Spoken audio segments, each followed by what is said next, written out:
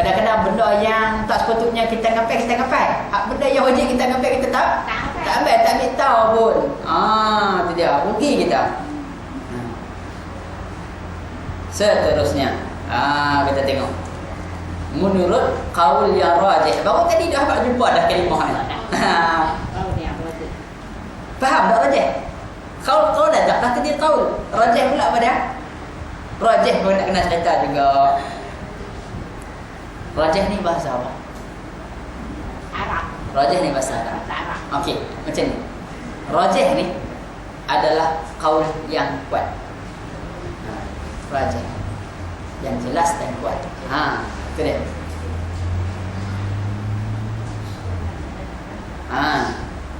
Berkuatlah tenang. Jelas dah kelabu pula tadi. Ya. Bila berkuat tu tak lari dah kadang-kadang. Setengah daripada menurut qaul yang rajih, setengah daripada nabi-nabi itu ialah dengar sini. Jadi dia nak habaq di sini, rupanya ada lagi pandangan yang lain. Pandangan yang lain dia kata rajih tu. Kan? Setengah daripada nabi-nabi yang kita dah habaq tadi, pertamanya jumlah nabi-nabi semuanya tak terhad dengan tepat bilangan dia. Cuma yang disebut secara umum 124,000. Rasul-rasul 313. Dan setengah daripada nabi-nabi ni ada pandangan menyatakan yang bintang satu kata bintang 3. Bintang ada 3 ni. Bintang 3 tapi dia tak susun berkakau binih lah. Baik, satu-satu. Baik. Sayyidina Khidir alaihi salam. Nabi Allah Khidir. Jadi ada pandangan mengatakan Khidir ni juga adalah Nabi. Tapi dia kata ni pandangan qaul yang rajih ni, pandangan yang kuat. Kan? Tak apa, kita terima Khidir itu sebagai Nabi. Baik. Dari segi tugasan, Khidir ni hidup atas dunia. Dia hidup zaman Nabi siapa? Nabi apa? Khidir hidup pada zaman Nabi Musa. Cumanya Allah Ta'ala nak buat perbandingan Nabi Musa dengan Nabi Khidir. Hak mana cerdik, hebat sama hebat. Cerdik ada lebih ilmu wahyu. Sebab dia Khidir lebih cerdik daripada dari segi ilmu wahyu lah. Dari segi apa ilmu yang kait kata sembunyi ni, Khidir lebih daripada Nabi Musa. Tapi bukan pasal Nabi Musa bodoh dah. Tidak, yang tu salah tu kalau kata begitu. Baik, itu fakta pertama tentang Khidir.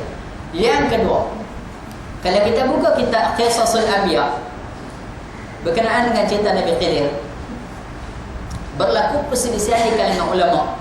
Ada ulama yang mengatakan Nabi Khidir masih hidup sampai sekarang. Okey, saya cerita dalam kitab, bukan dakwah saya cerita dalam kitab. Jika tidak saya ada 5 pandangan ulama mengatakan Khidir masih hidup. Dan 13 pandangan lagi mengatakan Khidir telah mati, telah wafat. Bagi yang mengatakan Khidir telah hidup, siap tinggal petua lagi. Apa petua? Kalau siapa nak jumpa Nabi Khidir, ni petua ni tak masuk dalam buku ni. Ni sekadar anggota ceritaan orang. Ceritaan orang sekadar nak kongsi ya. Dia kata kalau hang nak jumpa dengan Nabi Khidir, hang bersalam dengan orang yang sembahyang Jumaat di masjid tu, jangan begitu lepas seorang buat ahli jemaah. Boleh buat ke? Masjid 3 pintu, habaq kata siap pintu belah tu tutup, pintu belah kata 3 pintu belah ni tak apa. Saya bagi RM1 pintu untuk siap, tolong tutup pintu belah tu. Biar nampak kelak ni dia. Tengok pakai baju Melayu bagus, pakai lebai bagus, jadi sihat ke tak kan? Seorang turun. Dia sembahyang tangan, dia sembahyang depan pintu. Assalamualaikum warahmatullahi wabarakatuh. Dia makin diri. Pak saya nak bersalam, nak pergi jumpa. Nak bagi semua. Nak pergi.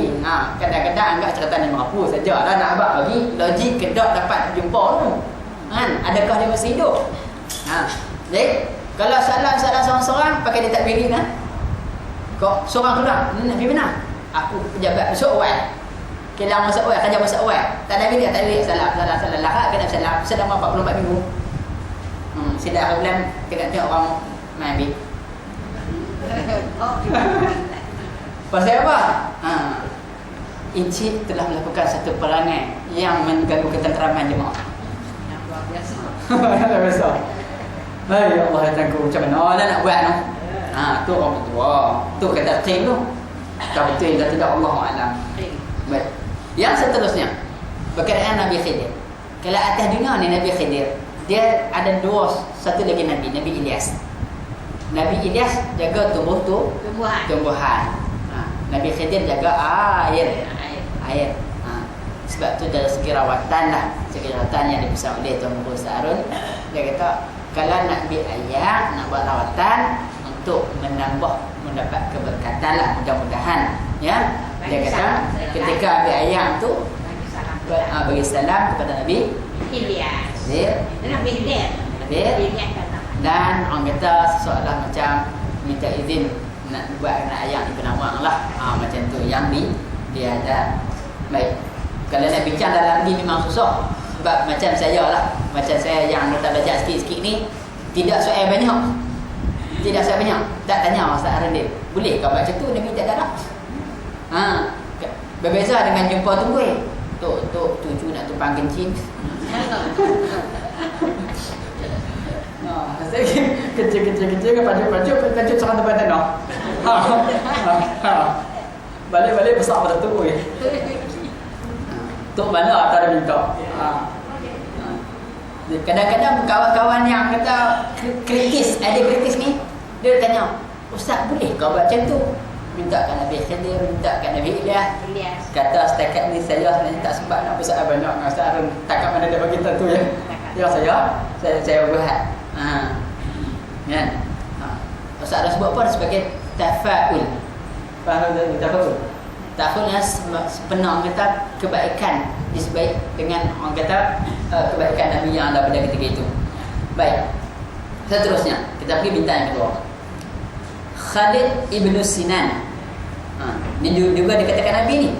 Khalid ibn Sinan daripada zuriat Nabi Ismail alaihissalam. Baik. Ia daripada Bani Abbas sezaman dengan Anushirwan. Shirwan. Saya bila dengar nama-nama hak lama-lama ni saya nak baca. Bukan sebab nak kau kat sejarah depa tu payah nak dapat. Tak apa, dah ada cerita tertulis baca bilah.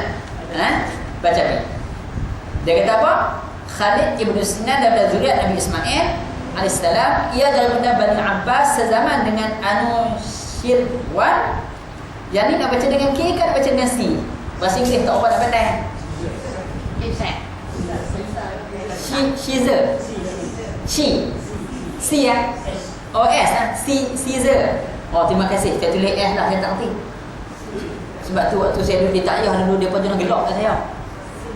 Saya kata I like delicious food. Lah apa delicious food? Dan lah bukan delicious lah, delicious. Mana aku tahu. Aku tak ngerti.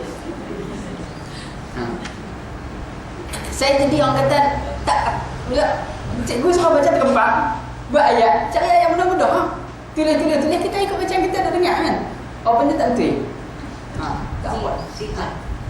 Caesar satu. Raja Farsi tahun 531 hingga 579 Masihi. 300 tahun selepas Nabi Isa. Dia 300 tahun. Ia menyeru manusia kepada agama Nabi Isa. Jadi sekarang ni walaupun 300 tahun lepas Nabi Isa, jika ditanya bagaimana lepas puncak, agak pandai nak apa? Asyhadu an la ilaha illallah Isa Rasulullah wa anna Isa Rasulullah. Bila dia ajak pada Nabi Isa tu. Baik. Bila nama orang putih ni, tengok Anushirwan tu Arabnya kan, nak panggil Arab, dia Arab lah. Raja Parsi tu. Baik. Satu saya dapat nama pelik-pelik lagi. Siapa tahu nama Fir'aun dalam bahasa Inggeris? Saja tanya dia pada sikit lah maklumatnya. Nama Fir'aun dalam bahasa Inggeris. Fir'aun tu sebenarnya nama Raja Mesir dulu. Raja Mesir berubah. Dalam bahasa Inggeris dia panggil apa? Faraon tu raja yang menentang Mesir zaman ni. dipanggil Ramsis. Ramsis. Ramsis. Ramsis. Dia ada Ramsis 1, Ramsis 2, Ramsis 3. Tapi cerdiknya penjajah, bila sampai ke Mesir, dia tulis kat signboard di kota Kairah tu Ramsis. Bila sebut Ramsis, orang tak ingat dah Fir'aun. Pergi mana? Pergi Ramsis. Orang tak ingat pergi mana? Pergi Fir'aun. Nama tempat tu, nama tempat tu Ramsis. Hilang nama Fir'aun tu. Kezaliman Fir'aun semua hilang. Jadi orang kalau pergi Mesir jumpa, nak pergi mana? Nak pergi Fir'aun. Terjemah balik satu perkara yang ma'aikah ayat Mesir. Sebab Fir'aun tu adalah satu raja yang zalim. Baik. Yang ketiga, bintang ketiga, Hanzalah bin Safwan. Ia 100 tahun selepas Khalid. Maknanya 400 tahun selepas Nabi Isa. Beliau dibunuh oleh kaumnya. Bila mengaji macam ni dapatlah sikit maklumat hak kisah-kisah lama ni. Kalau baca lagi kitab hak lama lagi, sejarah ni lagi lama banyaklah. Dan ada satu lagi, tengok. Manakala Luqman, siapa dah Luqman ni? Saya yang ni saya tak berkenan bila hak Arab tulis Rumi ni. Sebutan betulnya bukan Luqman. Luqman, tapi tak apa ya orang. Manakala Luqman bukan Nabi. Demikian juga Dzulqarnain bukan Nabi. Tetapi beliau seorang raja yang saleh daripada bangsa Himyar. Himyar mai tak kenal dah. Daripada bangsa Himyar. Dan ia bukan Iskandar Ar-Rumi. Tu dia. Dia keluar macam-macam.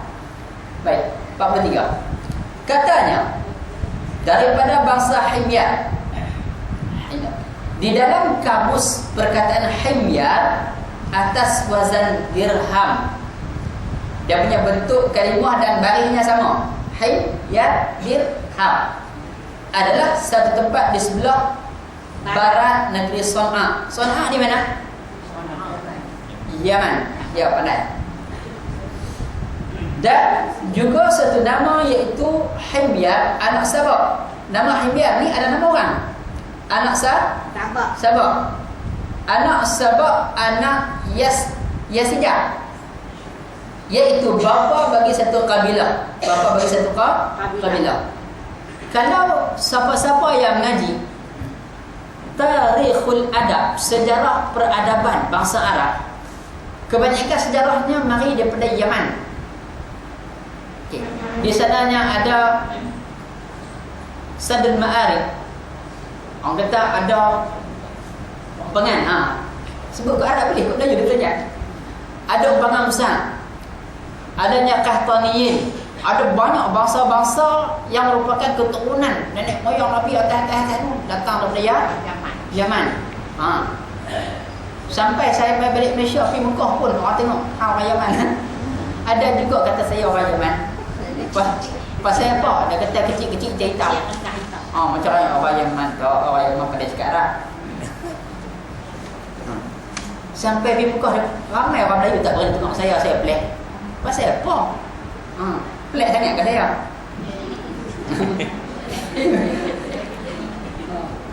Tak, kalau sebut Yaman tu ada bahasa lah sikit, orang kata seronok kalau sebut Bangla tu.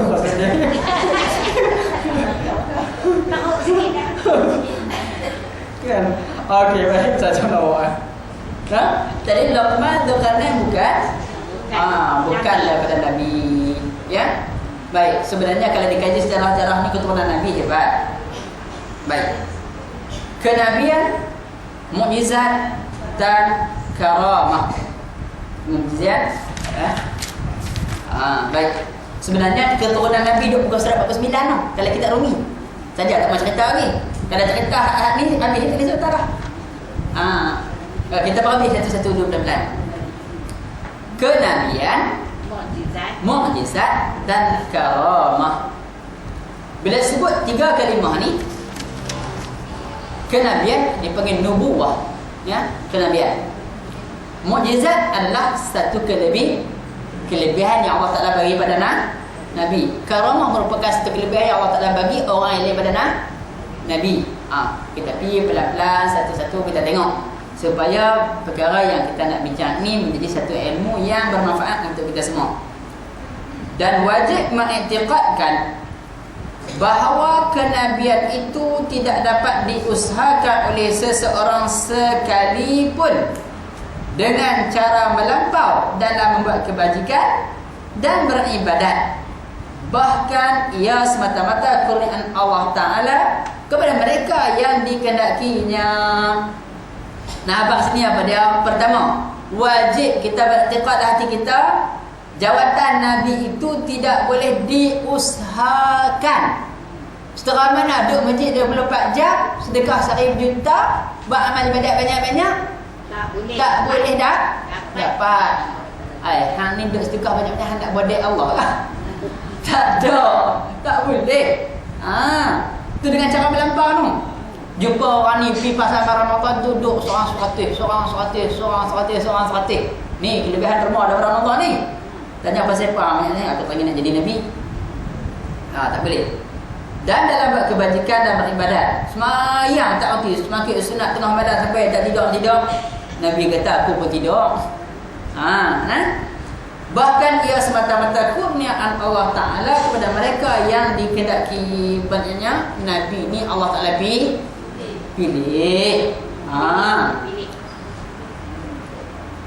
Kalaulah sekarang ni saya doa pada Allah ni melawak macam ni nak, ya Allah tu jadikanlah aku Sultan Perak Sultan yang ke-30. Melawak dah. Saya kini masuk tak kapal Sultan tengok air macam mana ni. Melawak kan.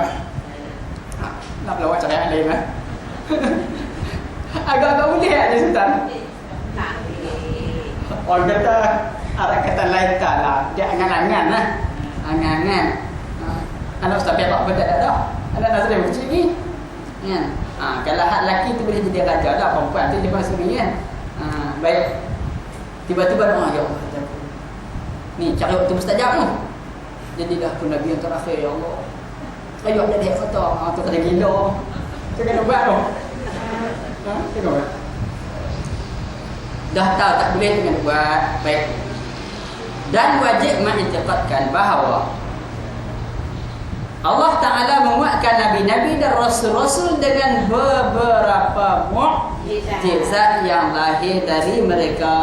Tak apa, panggil saya tak suka baca dulu. Dan mukjizat itu adalah pekerjaan yang mencari adat yang lahir daripada Nabi atau Rasul tak kala dibangkitkan. Bukan Nabi tengah tidur dah. Ini ketika diutuskan dia, diangkat menjadi Nabi dan Rasul. Dapat dalam mukjizat sebagai tanda kebenarannya. Hak bulan tu tak tahu lagi kan. Baik, kita bincang atas tu dulu. Bila sebab wajib mengiktikadkan bahawa Allah Ta'ala menguatkan Nabi-Nabi dan Rasul-Rasul dengan beberapa mukjizat yang lahir dari mereka, maknanya untuk menguatkan dakwaan yang disampaikan oleh Nabi dan Rasul-Rasul alaihi wassalatu wassalam. Allah Ta'ala anugerahkan apa? Mukjizat. Mukjizat adalah sesuatu kelebihan yang boleh melemahkan pihak yang lain. Dan setiap Nabi dan Rasul itu berbeza mukjizatnya. Okey. Mukjizat Nabi Musa apa dia? Tongkat. Kita tahu lebih banyak-banyak dah, contoh sikit-sikit kan. Tapi mukjizat Nabi Muhammad apa? Banyak. Mukjizat Nabi Muhammad yang terbesar apa dia? Al-Quran. Itu dia. Jadi tanya hak pandai tak, hak pandai jawab no. Benda senang sangat. Jadi bila sebut keluar daripada mereka mukjizat itu, maka hak lain yang nak lawan dengan Nabi Rasul ni semua jadi Allah. Kalimah mukjizat kalau asal daripada kalimah ajaza tu lemah. Kalau disebut syaikhin ajuz, orang tua yang amat lemah. Ajuz. Mukjizat itu melemahkan pihak lawan. Dan kelebihan itu ada pula yang sama kepada umat-umat Nabi Muhammad tapi tak panggil mukjizat. Umat Nabi Muhammad dipanggil apa? Karamah ataupun Ma'unah. Okey, tetapi pelan-pelan sikit lagi insya-Allah. Satu. Baik. Allahumma salli ala sayyidina Muhammad. Baik. Bila sebut kata mukjizat, saya nak ambil sikit dia punya maksud dia. Al-mu'jizatu huwa amrun khariqun lil 'adah yadhharu ala yadi mud'an nubuwah. Jadi katakan mukjizat itu ialah hiya amrun, satu perkara khariqun lil 'adah, yang mencari adat, yang menyalahi adat. Yudharu, dizahirkan, dinyatakan, ala yadi, ke atas tangan, mudda'in nubuwah, mereka yang mengaku menjadi nabi. Itulah yang dikatakan mukjizat. Kalau masalah, kalau Rasul la yuslaku, tak tahu mukjizat dia apa. Rasul dah riak, tak tahu apa dia punya mukjizat dia, boleh mengaku nabi, dan ikutnya ramai pula. Okey, baik. Kita pergi rakaat seterusnya. Dan mukjizat itu adalah pekerjaan yang mencari adat, yang lahir daripada Nabi atau Rasul, tak kala dibangkitkannya sebagai tanda kebenarannya. Baik, sebelum nak masuk bulan terbelah dua tu, ada beberapa perkara yang dipanggil perkara yang mencari adat atau menyalahi adat. Di antara perkara-perkara yang menyalahi adat dalam kitab ni ada 6 perkara. Kita Arab ni. Kalau berminat nak tulislah, kalau kata nak dengar pun dengarlah. Tapi saya kalau nak bagi tarikh mungkin tak dan kot. Saya akan cerita dulu secara sekitar lalu. Nak tulis perkataan dia saja tak apa. Pertamanya mukjizat, tu dah tulis dah tadi dah. Okey. Yang kedua karamah. Kalimah aja boleh dah tulis, tapi nak tulis pengertian dia agak panjanglah. Okey. Yang ketiga dia panggil ma'unah. Ma'unah. Yang keempat dipanggil al-ihanah. Ni perkara mencari adat ni. Ihanah. Alif lam hamzah ha alif. Al-ihanah. Alif lam hamzah ha nun. Ihanah ha alif muntah bulat. Ya. Yang kelima al-istidraj. Istidraj. Dan yang keenamnya ialah al-irhas. Irhas. Minta maaf kalau waktu dah cukup, jam saya tutup. Ya apa dah? Sudah senang. Tak apa. Jaga betul ya. Baik. Mukjizat kita cerita dah, yang tu akan muncul di tangan Nabi, mereka yang mengaku Nabi. Manakala karamah, dia adalah perkara yang mencari adat, yang dizahirkan ke atas mereka, yang dipanggil ala yadi abdin salih, di atas tangan hamba Allah yang salih, yang tidak mendakwa sebagai Nabi. Barangkali karamah ini boleh berlaku kepada sahabat-sahabat, boleh berlaku kepada tabi'in, boleh berlaku kepada tabi'in, dan kepada sesiapa saja orang yang saleh. Baik. Jadi banyak dapat ni. Biasanya yang kita dekatkan dengan karamah ni adalah wali-wali Allah. Wali-wali Allah. Baik. Tapi wali nikah dapat karamah? Tak ada. Wali nikah dapat menantu lah. Wali nikah dapat menantu. Baik. Yang ketiga, ma'unah. Ma'unah ni dia kata iaitu perkara yang mencari adat, yadhharu ala yadi ba'dil awamil takhlisan lahu min syiddah, iaitu dizahirkan. Ma'unah ni kita sebut macam apa? Pertolongan kot. Kelebihan dalam bentuk pertolongan di atas tangan ba'dul awamil, di antara orang-orang yang berjuang di jalan Allah ni, amil-amil. Ya. Kenapa Allah Ta'ala bagi? Takhlisan lahum min syiddah, sebagai melepaskan mereka itu daripada kesusahan. Nampak tak Ashabul Kahfi ya? Ingat tak kan? Ashabul Kahfi itu Nabi ya? Tak kan? Bukan Nabi. Tapi tengok bagaimana Allah Ta'ala bagi pertolongan. Dalam keadaan kesusahan. Mungkin hak tu kita boleh kata ma'unah untuk bagi mudah faham. Baik. Berdasarkan kepada hak nombor 3 ni, ma'unah ni, saya ada seorang sahabat yang dia rajin beramal dengan zikir-zikir amalan pendidik diri. Pada satu hari, Pak Adasan suruh pergi ke petani, pergi duduk di petani, pergi mengaji pondok. Dia pergi petani, Pak dia tahu dah dia ni buat. Dia pergi dalam masa umur remaja. Ya, dalam masa umur remaja. Walaupun dia pergi dalam masa umur remaja, oleh kerana Pak ni jenis orang mengaji, bagi ilmu-ilmu supaya dia amal, supaya lepas sembahyang hanya dengan lalai zikir. Kan? Buat-buat juga, tapi yang tu amalan dia jaga. Bila dia petani, rupanya bukan dia pergi mengaji. Dia pergi belajar tomai. Thailand. Tak Thailand. Belah-belah tu kata untuk menakan dia ramai. Tak apa dah. Dia belajar tomai sana, kira jadi hebat lah. Lepas tu, kita takdirkan Allah SWT berlaku pertembungan antara Melayu dengan Siam dan dengan tomai. Yang naik itu atas petih itu adalah Johan Tomai Thailand. Sudah 25 nyawa terbang, nyawa orang Melayu di tangan dia. Masuk piang. Hari itu bila dia naik pentas awal, hak yang Hero Tomai ni, Johan Tomai ni, bila dia naik pentas awal, dia nak tunggu mana wakil hak yang orang Melayu petani naik. Tak ada sabar bagi naik. Dia cabar kalau hampa betul-betul orang Islam pun naik. Dia cakap bahasa Thailand lah. Bukan macam tu lah. Nak cakap pun tak kerti, pandai tu tahu lah. Siapa pun tak naik. Pasal apa? Pasal dah 25 nyawa dah terbang atas stage. Lepas tu, yang kawan ni, dia pergi dengan Pak menekan dia. Pak menekan dia cuy. Cabar aku sebagai orang Islam. Dia kata kat nak menekan dia, naik lawangan dia. Kawan ni baru umur 14 tahun. Naik 14 tahun. Pergi cabar dia orang. Pasal dia hina orang Islam. Kan? Dia hina gitu. Taklah kena gaya kena kan.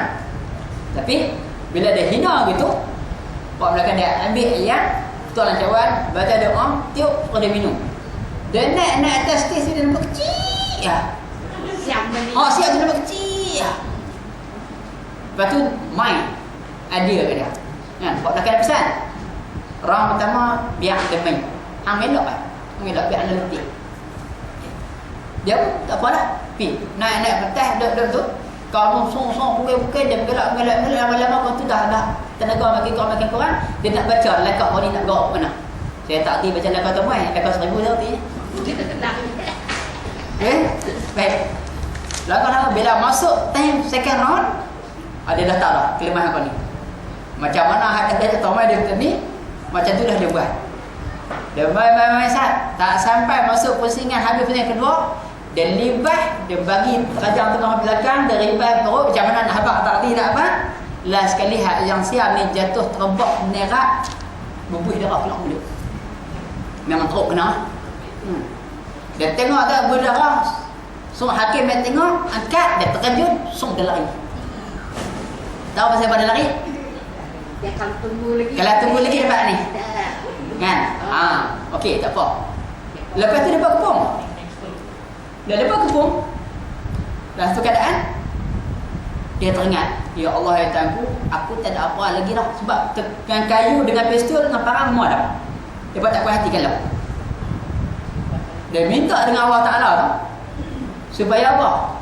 Masa ni lah hak yang tolong tu, kalau aku tak tolong kira habis. Kalau tak tolong tu kira memang hayat aku dekat ni. Tuhan Maha Kaya tolong dia dalam keadaan terdesak. Bila angkat sap pistol semua ngapa, depan nak serang, hak pistol tembak dulu. Tembak pistol peluru jatuh ke bawah.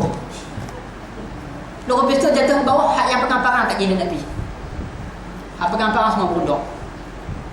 Tembak lagi jatuh lagi peluru. Tu dia tengok bagaimana kita kalau kita beramal lillahi ta'ala. Lepas sembahyang kita minta, lepas sembahyang kita zikir bukan kerana cari berbaik. Dah. Untuk hidup kita, untuk kerana Allah. Dan bila kadang-kadang kita desak, Allah Ta'ala tolong kita, macam tu kita tengok.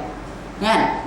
Mana nak tahu Allah Ta'ala tolong kita pun kadang-kadang tu orang sebagai satu contoh lah. Barangkali contoh ni sesuai tak sesuai, kami tak pakai ajaran. Tu nak cerita bagi hak tu yang contoh saya boleh buat mudah. Tapi kalau dengan tuan-tuan guru, orang alim, mujahidin lagi banyak pertolongan makna Allah Ta'ala bagi yang kita tak tahu dan kita tak nampak, tak sampai berita tu kat kita. Baik. Yang keempatnya al-ihanah. Ihanah ni apa dia? Iaitu perkara yang mencari adat yang dizahirkan ala yadin kadhibin mud'in nubuwah ala khilafi matlabi. Maksudnya apa? Yang ni dapat kat orang yang kadhib, penipu.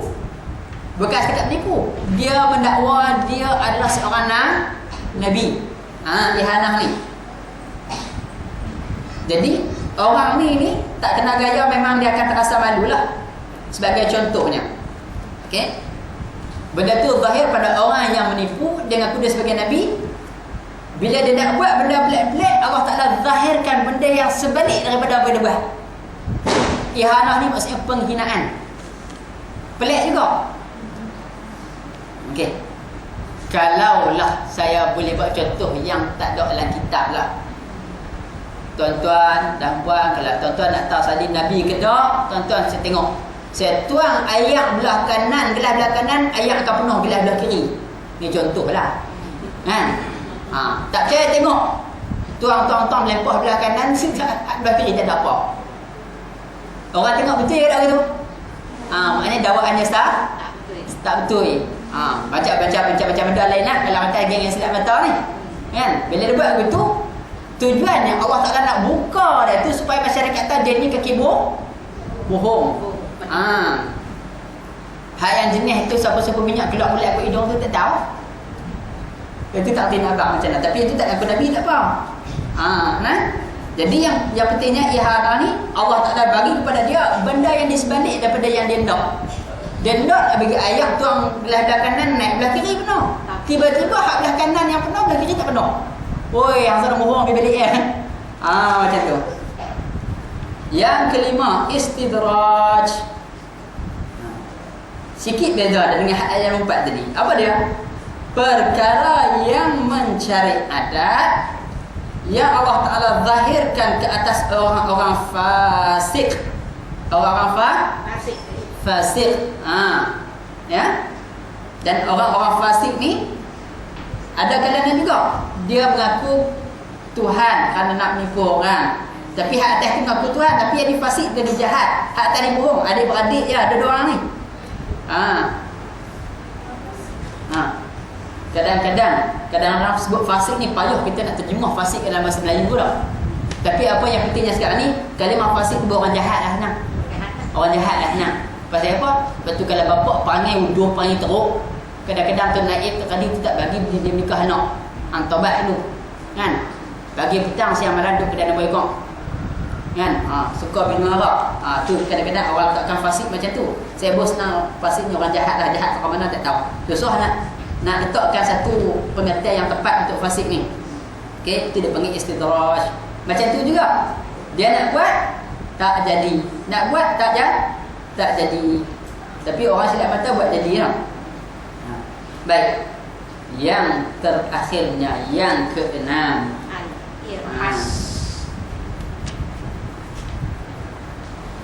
al-irhas. Irhas, perkara yang mencari adat yang Allah Ta'ala zahirkan ke atas tangan siapa? Nabi sebelum kebangkitannya. Boleh faham tak? Faham? Tamhidan sebagai tanda permulaan dia nak jadi Nabi. Jadi dalam kitab yang disebut bagaimana sejarah Nabi sallallahu alaihi wasallam, apabila Nabi sebelum diangkat jadi Nabi itu, dia berjalan tengah atas unta, tiba-tiba awan ikut. Yang tu yang cerita masyhur yang senang kita faham. Baik. Ada satu cerita lagi, tapi yang ini berlaku bukan Nabi. Ada satu hamba Allah yang mati dalam keadaan koma selepas pembedahan. Bila mati dalam keadaan koma selepas pembedahan, jenazahnya dibawa balik ke negeri Kedah. Saya tak mahu sebut nama. Dia balik ke negeri Kedah dengan kapal terbang. Okay. Sewaktu turun kapal terbang nak pergi ke pokok senar tu, okay, pilot India yang bawa kapal terbang tu berasa pelik. Start kapal terbang naik atas, awan lindung kapal terbang tu sampai Kedah. Kapal terbang tu laju tu. Ni berdasarkan cerita dalam internet dan yang sebenarnya Allahu a'lam. Dengan kepelikan yang dibawa tu adalah seorang alim, tidak lain dan tidak bukan Allahyarham Ustaz Fadil Noor. Bila saya buka YouTube, tengok cerita buka dalam blog, pilot tu akhirnya masuk Islam. Dia kata, "Pak saya apa? Tak pernah aku bawa manusia awan boleh lindung macam tu." Lepas tu saya kata, berita dalam internet ni antara betul dengan salah. Saya sekadar cerita je. Ya? Maka dalam keadaan macam tu, mungkin keberkatan perjuangan dan orang alim yang Ustaz Fadil Noor ini, maka kelebihan ketika mati itu dia bagi. Saya yang pergi ziarah dia tak boleh pergi malam tu. Tidak kurang 5 km kena berjalan kaki. Ramai tak tahulah. Sampai kawan telefon, saya duduk atas lebuh raya, kawan telefon dah. Telefon apa? Jalal, Han jangan masuk Al-Ustaz Utara. Han masuk Al-Ustaz Utara, Han tak boleh keluar lah. Atas lebuh raya dah mula jam. Pelan. Ditakdirkan pada ketika itu, saya pergi dengan kereta, bawa anak kecil. Saya tahu, kita meninggal itu lambat. Lepas Zuhur saya bertolak. Sampai sana, dekat-dekat nak malam dah. Ada hikmahnya, Allah Ta'ala rancang saya pergi tak sampai malam ni. Seandainya pergi sampai malam tu, kereta saya boleh meletup. Tak ada pasal apa? Ni cerita selingan ni. Lama tu. Satu lama. Anjing. Saya bertolak pada rumah. Saya tak tengok apa dah. Start kereta, isi minyak. Sampai hak dekat Jawi ni, Tol Jawi ni, saya tengok temperature naik. Saya berhenti rehat sampai temperature turun. Saya isi aja, saya jalan. Naik atas lebuh raya tu 120, 130 bisi-bisi. Temperature turun. Sampai Simpang Kuala dah Ustaz. Berhenti tak tengok dah. Berhenti tak makan. Berhenti tak tengok dah. Elok nak patah balik, nak buat sembahyang jemaah maghrib Isyak, masuk kereta, start angkat kereta. Pergi kat kereta tengok ayam mendidih. Ayam kata mendidih. Pasal apa? Masa tu dah maghrib dah gelap lah. Letak kereta parking kat gelap. Bila tengok ayam mendidih, buka mana? Ayam habis tu mendidih, duduk. Kata pasal apa lah mendidih ni? Tak kerti lagi tu, tak kerti. Tak apa. Habis. Pergi jumpa hak kerja Simpang Kuala tu, nasi kenak tu abang dia, "Abang, boleh tolong? Ada tak komen?" Komen apa? Pergi lepas malam. Tak ada komen. Dia cari. Tak ada. Dia kata tak apa dah. Sampai tutup kedai pukul 9. Saya pun tutup, isteri kata bagi sejuk enjin, temperature naik Tuhan saja yang tahu ni. Kan? Tutup enjin semua. 9 tutup kedai habis. Dia kata, "Abang ikut saya balik. Pergi rumah dia, pasal perumahan dia kata tak ada pemain. Pemain suluh kipas mampu. Tu dia. Pergi sekolah jarak 2 km tak sampai. 1,5 km aja. Tak dapat henti sampai dah sekolah. Itu yang menyebabkan saya tak tahu. Bila jadi gitu, kata macam mana ni? Dia kata tak apa, abang tidur rumah saya malam ni, kereta ni esok baru siap habis pukul 11. Kata banyak mana nak kena, tak tahulah ni. Okey, teruslah tu. Pergi tidak rumah dia. Rumah perumahan, rumah ngorah, berapa bilik. Kita lagi bini dengan anak-anak ramai, anak kecil. Tak apalah dah kata abang ni. Pergi duduk rumah ayah saya. Pergi rumah ayah dia pula, baru sudah cat, dia buat cat lagi. Dia bagi satu bilik, bagi satu kipas diri tu, kipas diri, tidurlah. Pagi esok okey. Pagi esok tentang kata nak siap. Adik dia ni bawa saya berjalan. Pusing alok berkudu. Makan semua free. Ni Ustaz main nak ziarah Ustaz Fadil ni daripada Perak ni. Semua ada pakai channel tu. Hak mana dengar semua makan free habis. 5 gerai 5 free. Sementara tu cukup bersebelah. Balik rumah dia Ustaz pakai main tak. Dia kata kipas ni bukan kipas dia, saya buat takat untuk boleh balik. Tak. Pasal hari cuti tak. Dia tak buka. Tak apa. Kipas merah tu dipotong. Buang masuk biji-biji. Tak apa dah. Saya pun. Bila buat gitu, Esoknya saya start kata pergi ke pokok senang, pagi esok baru boleh ziarah. Pergi ziarah tengok dia letak bukan Nabi semua, tengok ada kata petani saya pergi beli itu. Saya baru habis baca Allah 3 kali ayat mata sebab tahan saya dah balik. Saya kata jom kalau aku duduk dalam sikit kita baca doa. Balik ya. Balik pergi rumah kak di pokok senang, penjara pokok senang, rehat sana kan. Tapi nak cerita bagi seandainya saya rendah juga dalam jam berjam-jam tu, saya tak nak bayar kata saya anak makanan dah habis dah kata kita memang tak berbekas, kita makan sejalan tu hak midih tu. Hak midih tu yang takut tu. Bila masa boleh meletup. Itulah kata bila Allah Taala bagi musibah kita tu, sebab jangan nak kritik Allah. Kena pula kat sekolah tak ada masuk perkara ustaz. Supaya apa? Supaya kita kena faham perancangan Allah tu lebih bijak daripada apa yang kita rancang. Kalau kita tegak berterah juga dapat panggung. Sudah.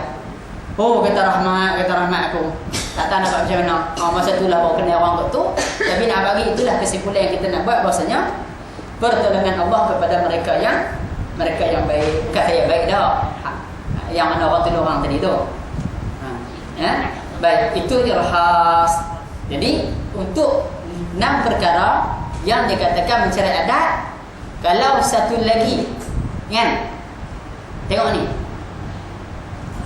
Ni kata apa nama apa ni? Contoh lagi. Ada pelik kat ni. Kita pipi kat dia. Dia kata boleh aku nak tolong awak main tolong 5 biji. Dia kata main tolong 5 biji. Kita pun pergi sekali lagi buat tolong 5 biji. Dia golek atas dahi, dia golek tengah belakang, dia golek pinggang, dia pecah 5. Pecah 5 biji. Telur sebiji keluar anjara, telur sebiji keluar darah, keluar sebiji keluar nanah. Yang tu kita nak kata apa?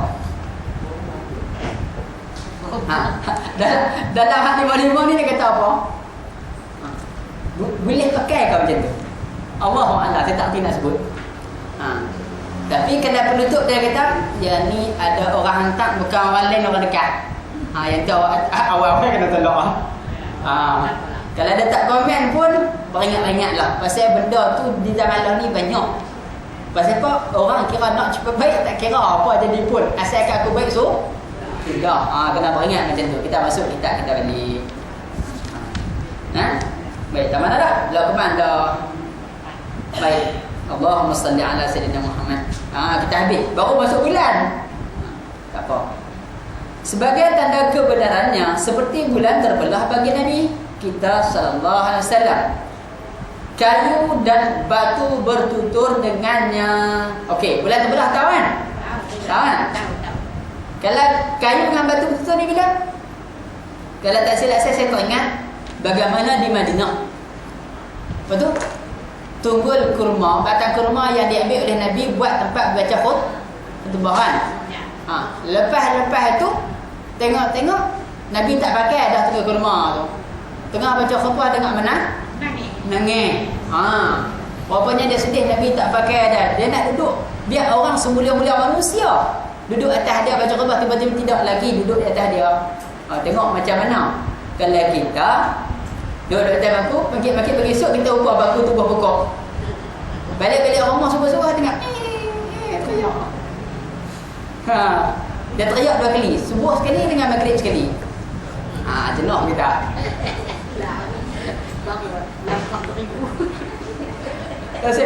Itu kalau ada 2 rumah, kita dalam rumah lagi kacau. Kan? Nasib baiklah tak ada. Tapi nak jadi benda-benda betul tak boleh kan? Macam berlaku di Kelantan baru ni. Dan di kampung saya berlaku juga tapi lama dah dalam 20 tahun lepas. Yang tu bukan teriak. Duduk saja-saja tak tahu, bola api main terbakar. Sejak tirai. Duduk saja, bola api main terbakar ni kosyen. Siapa? Yang tu jaga tu. Tak tahu main mana. Kan? Apa salah kita kena muhasabah dah dengan Allah. Aku buat apa lah salah yang menyebabkan Tuhan bagi macam ni. Orang lain beli tirai pasang elok. Aku beli tirai nampak lepong, lubang. Tak dapat ganti tirai kita. Tu pasal apa kita kena tanya. Lagi, apa lagi? Dan air terpancar daripada jari Nabi. Subhanallah. Ni bukan ayat terjun, bukan ayat kancut. Datang daripada tangan Nabi.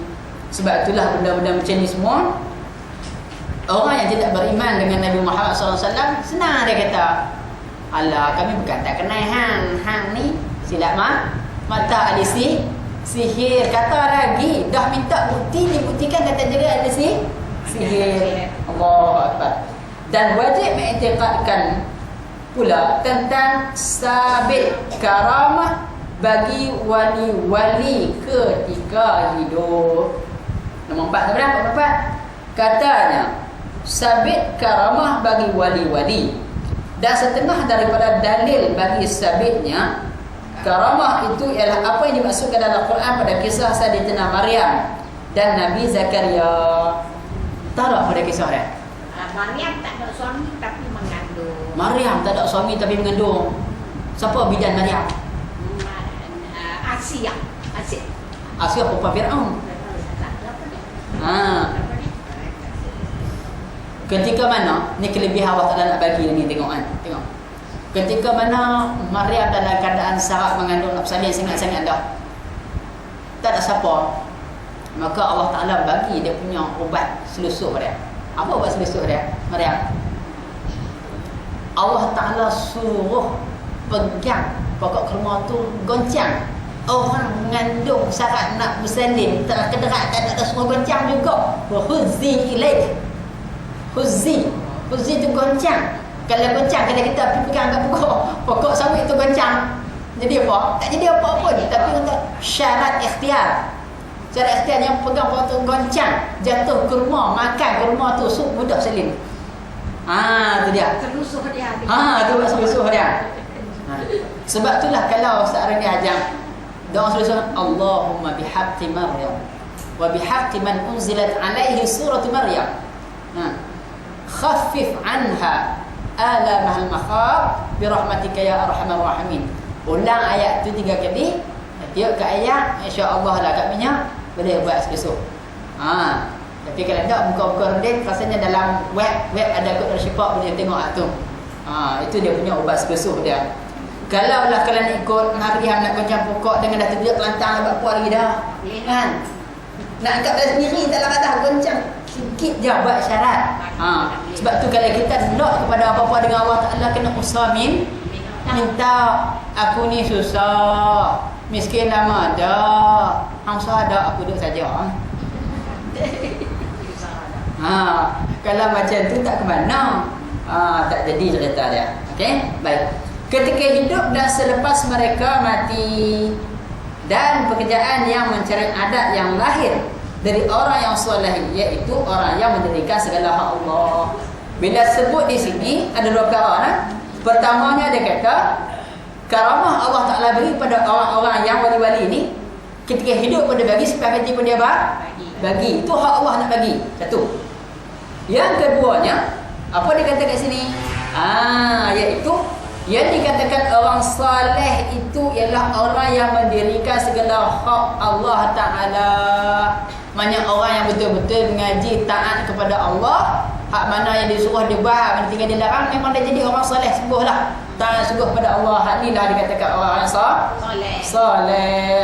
Maka daripada sini keluar satu hukum, kan?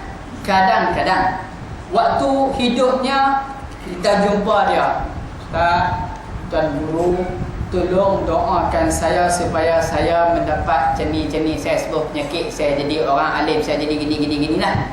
Okey, dengan sebab mengatakan keberkatan alim dia dan karamah yang Allah Ta'ala beri kepada dia, dapatlah sikit orang kata limpahan tu kat kita. Yalah, berkat doa dia. Tapi kalau kes yang telah mati, dalam kes yang telah mati kita kena beringat nak bertawassul.